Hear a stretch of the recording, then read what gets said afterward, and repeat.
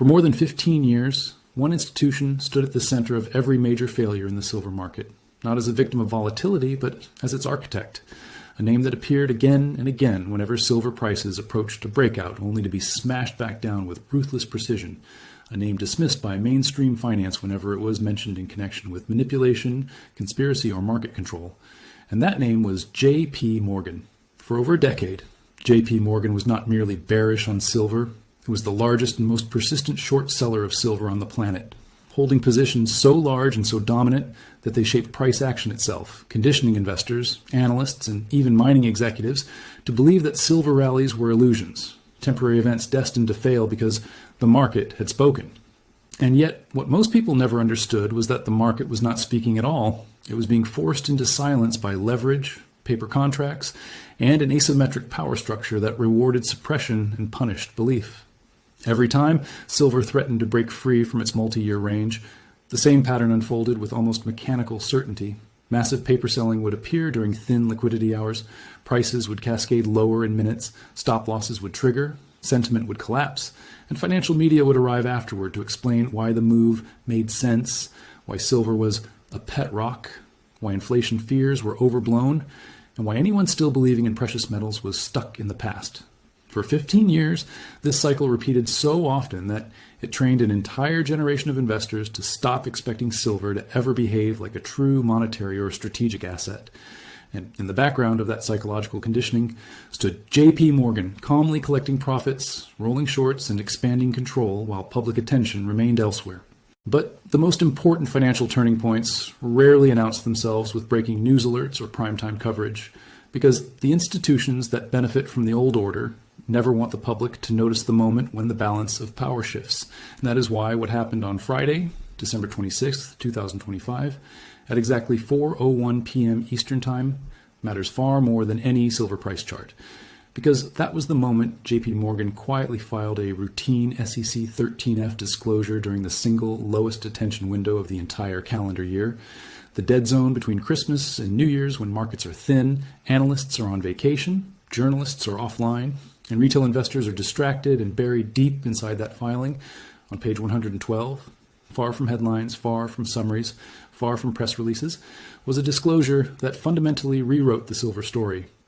J.P. Morgan had purchased $8.73 billion worth of silver mining stocks in a single quarter, moving from zero meaningful exposure to becoming one of the largest institutional holders of silver-related equities almost overnight. A move so large, so abrupt, and so strategically timed that it could not plausibly be explained away as routine diversification, passive indexing, or portfolio rebalancing. Because institutions do not go from nothing to nearly $9 billion of exposure in a sector they have suppressed for 15 years, unless something is broken, something has changed, or something has finally forced their hand. To understand why this matters, you first have to understand how rare institutional surrender actually is, because large banks do not admit mistakes, they do not reverse ideology, and they do not abandon profitable structures unless the risk of maintaining those structures has become existential. And for 15 years, J.P. Morgan's silver short was not merely profitable, it was foundational, embedded into balance sheet strategy, derivative books, and market influence, reinforced by the belief that physical silver supply could always be sourced. Paper contracts could always be rolled, and price could always be managed through leverage dominance. But what happens when the underlying assumptions fail? When physical supply fractures?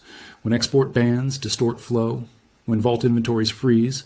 When counterparties demand delivery instead of settlement?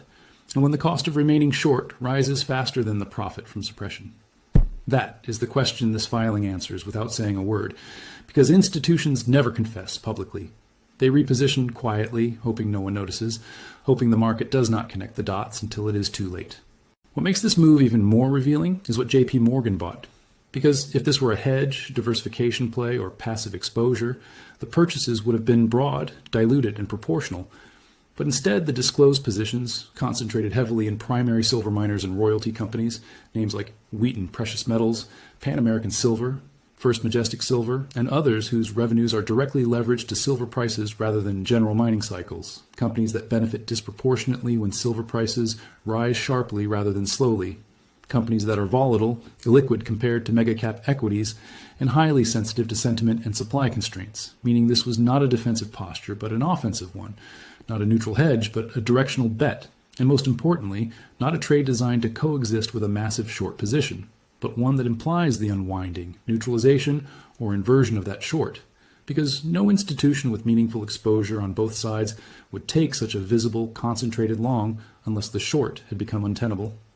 This is where the concept of position inversion becomes critical, because in highly leveraged markets, institutions do not simply close dangerous positions, they flip them, converting the liability into an asset in order to survive the move they can no longer stop.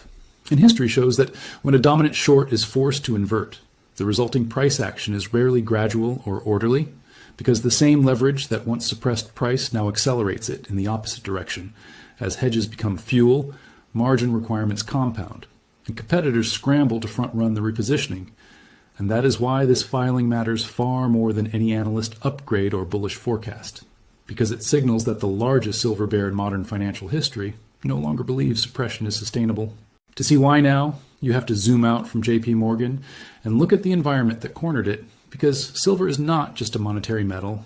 It is a strategic industrial input embedded in solar energy, electronics, defense systems, medical technology, and energy infrastructure. And over the past several years, physical silver demand has been colliding with supply constraints that paper markets were never designed to handle, as mine output stagnated or grades declined, and geopolitical fragmentation disrupted refined metal flows.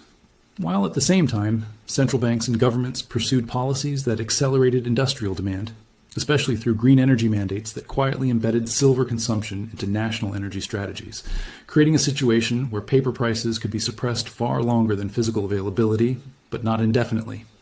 The LBMA inventory freezes, reports of tightness in London vaults, increased delays in physical delivery, and rising premiums across global markets were not isolated anomalies. They were early warnings that the paper-to-physical ratio had stretched beyond its breaking point, and when export restrictions, licensing regimes, and national stockpiling entered the equation, the old playbook of rolling shorts and sourcing metal quietly began to fail. For JP Morgan, this created an impossible dilemma, because remaining short into a physical supply fracture risks something far worse than mark-to-market losses. It risks delivery failure, reputational damage, regulatory exposure, and systemic contagion, especially for an institution that sits at the center of global clearing, derivatives, and custodial networks. And this is why the timing of the filing matters as much as its content, because filing during Christmas week is not an accident. It is a classic institutional tactic used to bury uncomfortable truths when attention is lowest, the same tactic used historically to disclose losses, write-downs, and strategic reversals without triggering immediate market reaction. And yet the market has a way of discovering these things eventually, especially when other banks, hedge funds, and commodity desks begin noticing unusual flows, unusual positioning, and unusual correlations that no longer behave as expected. This is why calling this move diversification is intellectually dishonest, because diversification spreads risk. It does not concentrate it. And $8.73 billion into a single volatile sector with direct price leverage is not diversification. It is conviction under pressure. The kind of conviction that emerges not from optimism, but from necessity. And necessity is the language of survival, not speculation. When a dominant short flips long, it does so not because it suddenly believes in the asset, but because the cost of being wrong has exceeded the cost of being early. And this is the moment the silver market has been approaching for years without realizing it, because suppression only works as long as confidence in paper settlement remains intact. And once that confidence cracks, every short position becomes a potential accelerant. What happens next is not determined by belief, hype, or retail enthusiasm, but by positioning, because markets move not on opinions, but on who is trapped, who is forced, and who must act under constraint.